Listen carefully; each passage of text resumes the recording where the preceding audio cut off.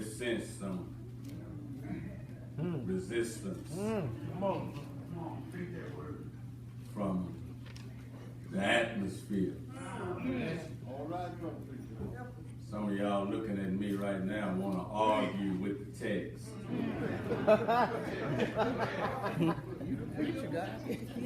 Well, brother pastor, I heard the reading in my ear, but I want to let you in on something. I have not been to anybody's prison.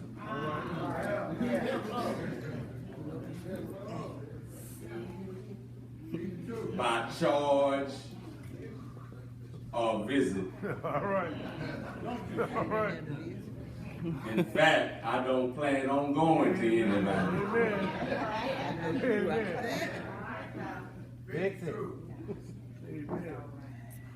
And I felt, and looking at the text this week, I said, Lord, I know there's going to be something. I'm going to just nod a little bit on the subject matter. I want to assure you, those who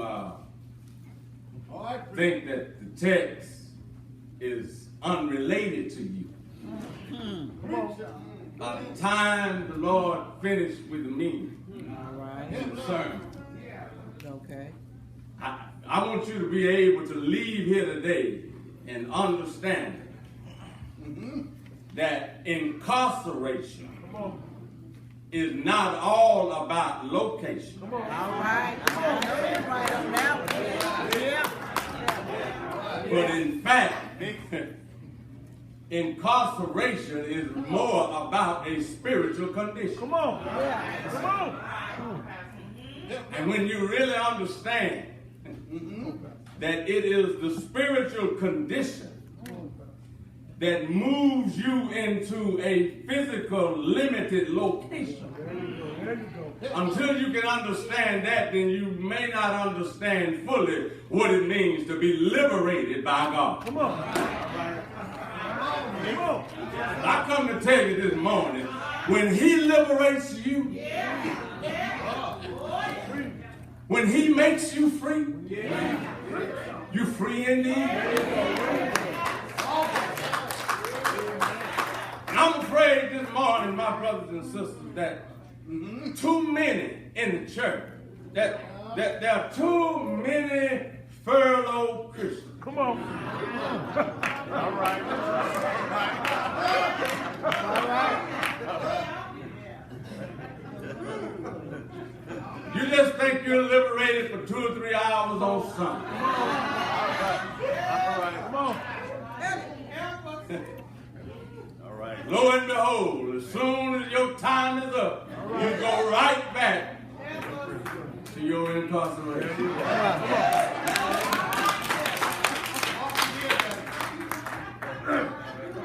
I come to share with you this morning, my brothers and sisters, that if you really want to be liberated, Come on.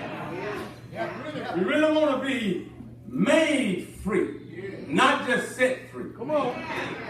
Made is permanent, set is temporary. If you really want the shackles to be done away with, All right. not just loose and laid to the side. If you really want your ankle monitor to be discarded away from you, I got good news for you this morning.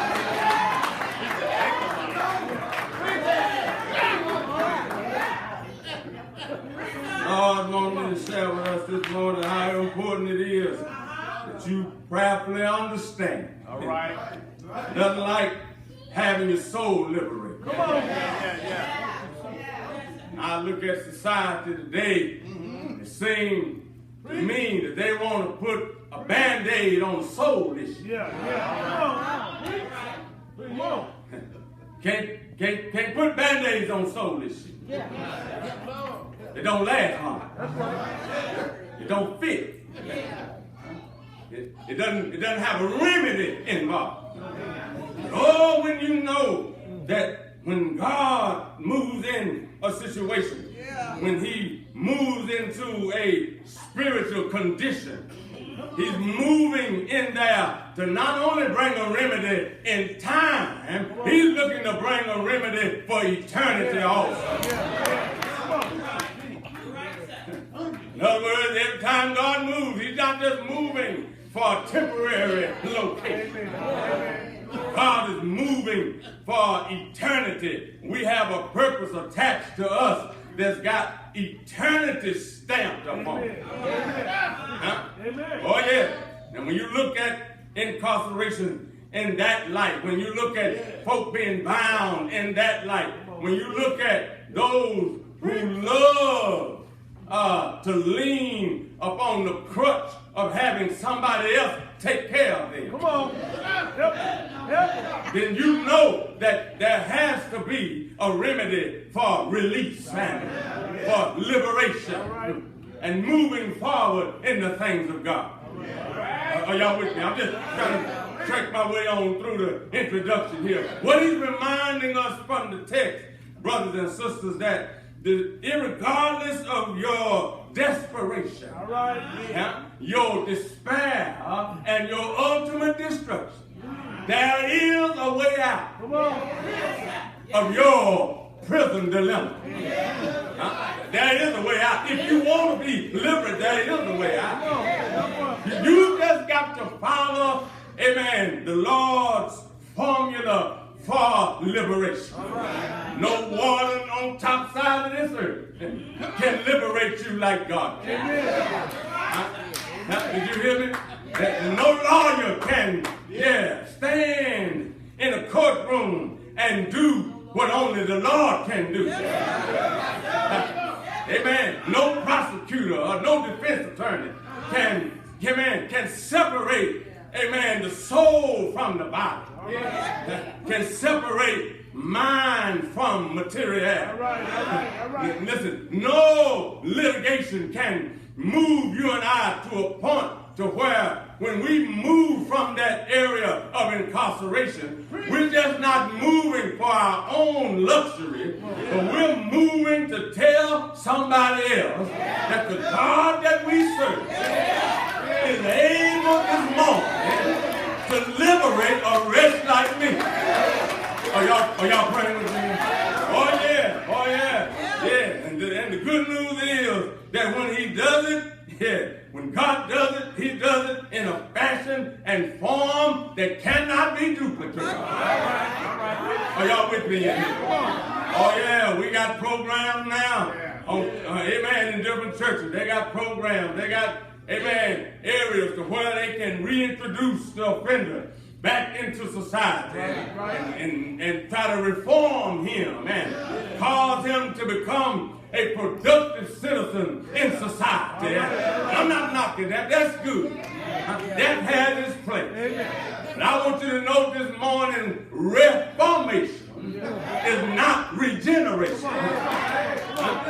And when you get regenerated, if the program folds up, the power and purposes of our God will press on in that life and bring him or her to a brand new vista of destiny unbeknown to mankind.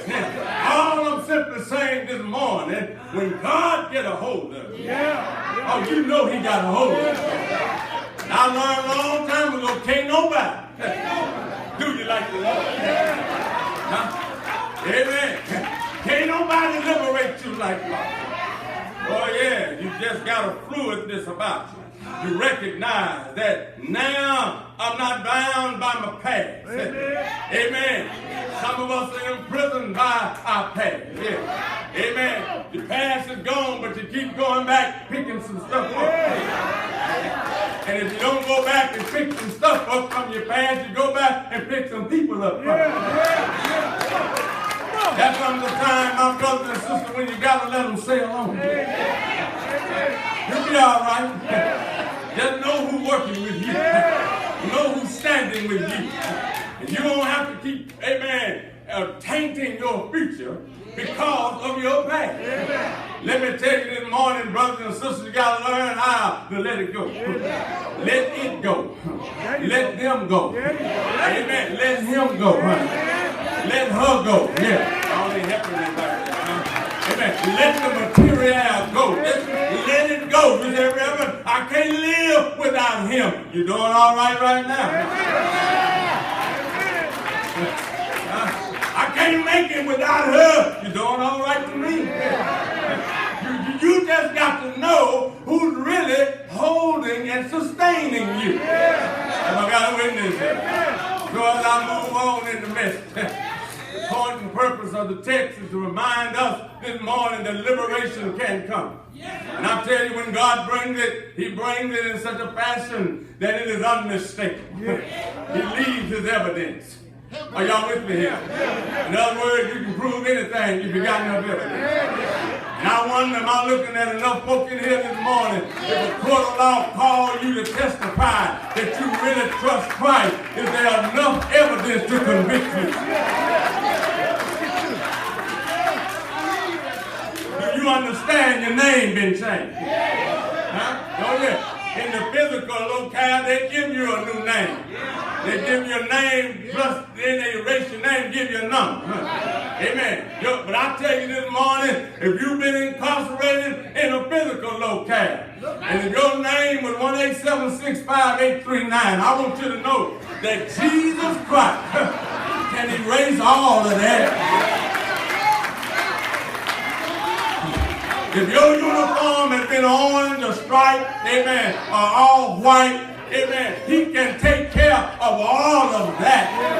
You got a new name, you got a new wardrobe, you got a new way of walking, new way of talking, new way of moving in society. My past don't have chains on me, and my future looks bright. Why? Because I'm on my way somewhere.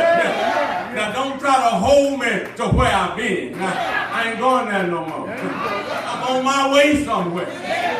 Amen. And you ought to know that you're on your way somewhere. So as I put on this morning, the text reminds us.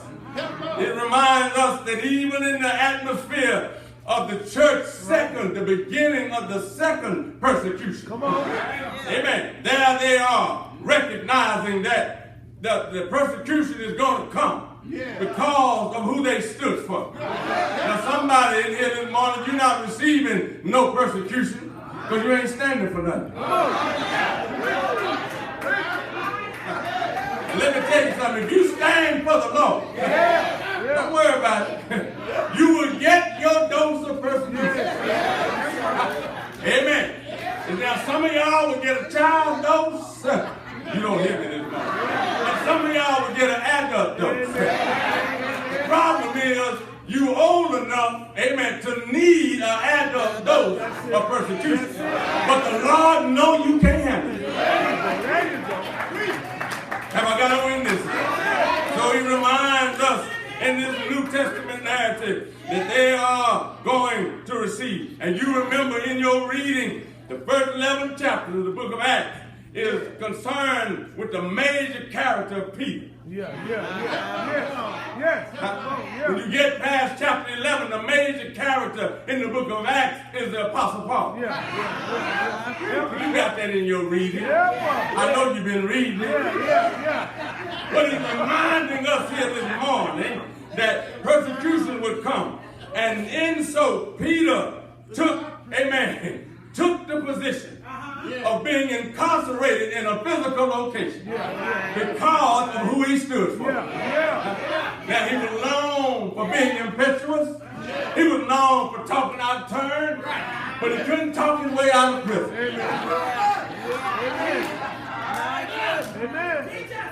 When I started reading the text, I started shouting all over it. Let me give you a few things and I'll leave you alone. You get to verse 17, you'll understand that there's some men of animosity in there. The high priest rose up, and all they that were with him, which is from the sect of the Sadducees, folk that didn't believe in the